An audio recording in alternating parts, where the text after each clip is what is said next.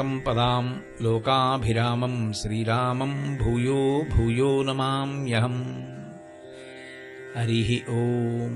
పరమేశ్వర స్వరూపైన సభకి నమస్కారం. హరి ఓం.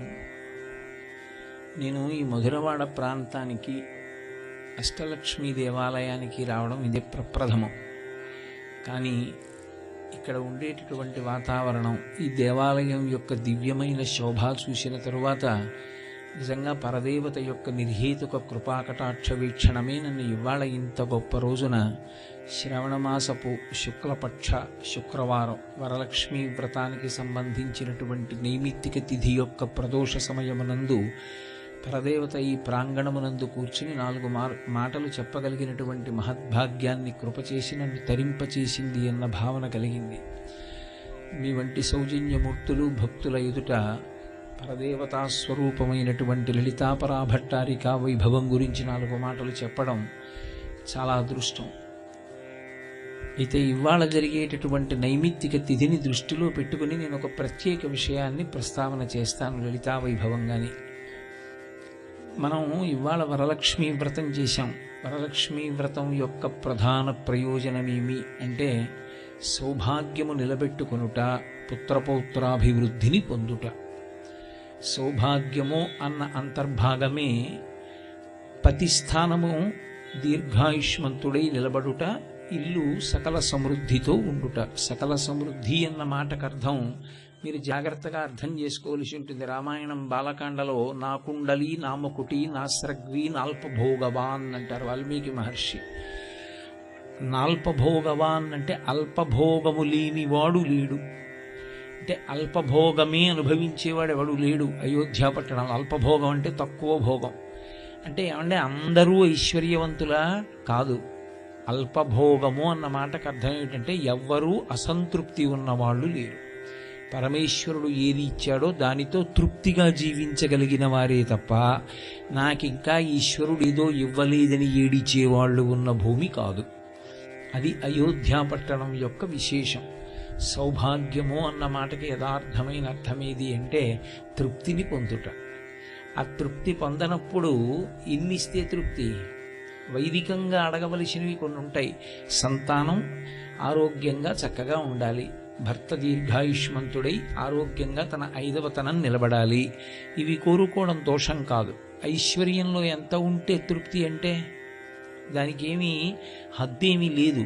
కాబట్టి పరదేవత యొక్క స్వరూపమైనటువంటి వరలక్ష్మీదేవి ఇవాల్టి రోజున చేసేటటువంటి వరలక్ష్మీ వ్రతం చేత ప్రీతురాలై ఆ తల్లి సౌభాగ్యాన్ని సంతానాన్ని చక్కగా కాపాడేటటువంటి లక్షణము కలిగినటువంటి విశేష తిథి.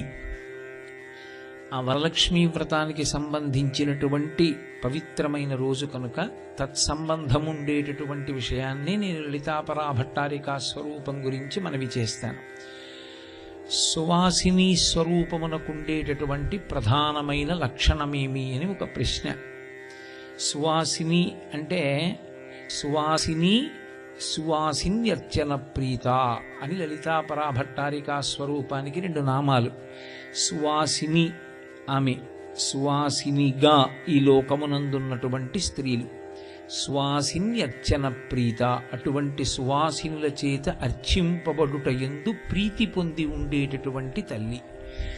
సువాసిని అన్న మాటకు అర్థం కేవలముగా వివాహమైనటువంటి స్త్రీ అన్నది మాత్రమే అర్థం చెప్తే, నిర్వచనం చెప్తే అది సంకుచితమవుతుంది, దాని పరిధి తగ్గించినట్లు అవుతుంది. సువాసిని అన్న మాటకి యథార్థమైనటువంటి అర్థం కేవలం పెళ్ళైపోయిన ఆడది అని కాదు. ఇప్పుడు శారదానవరాత్రులు వస్తున్నాయి, ఇంకా ఆశ్వీజ మాసం కొద్ది రోజుల్లో.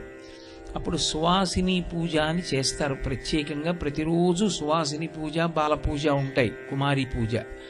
అందులో సువాసిని పూజ చేసేటప్పుడు చాలా చోట్ల లక్ష్మీదేవి యొక్క నామములతో కానీ లలితా అష్టోత్తరం కానీ చేస్తూ ఉంటారు. కానీ అది కాదు, కల్పం అలా లేదు.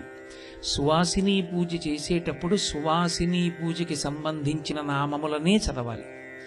సువాసిని పూజలో ఈ లోకమునందు వివాహమైనటువంటి ఒక గృహిణి ఎందుచేత పూజ పొందడానికి అర్హురాలైందో తత్విశేషములను సమన్వయం చేస్తూ నామములు చెప్తారు.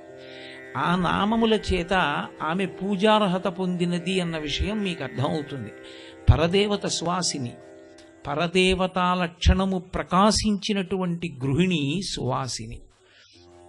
ఏమిటి దాని అర్థం అంటే, సువాసినికి కేవలముగా మంగళసూత్రం, నల్లపూసలు, మట్టెలు, సిగలో పువ్వులు, చేతికి గాజులు, చెవికి తాటంకములు ఇవే ప్రధానం కాదు. కొన్ని గుణములు ప్రధానములై ఉంటాయి. అందులో మొట్టమొదటిది ఏది అంటే పతిభక్తి కలిగినటువంటిదై ఉండాలి. రెండవది బంధుజనుల యందు విశేషమైనటువంటి ప్రీతి కలిగినదై ఉండాలి. అన్నదానం చెయ్యడంలో, ఇంటికొచ్చినటువంటి అతిథికి అన్నం పెట్టడంలో అన్నపూర్ణా స్వరూపము యొక్క అంశని పొందినదై ఉండాలి. ధర్మమునందు విశేషమైనటువంటి అనురక్తి కలిగినదై ఉండాలి. పెద్దల చేత మన్నన చేయబడినటువంటి నడవడి కలిగినదై ఉండాలి. అందుకే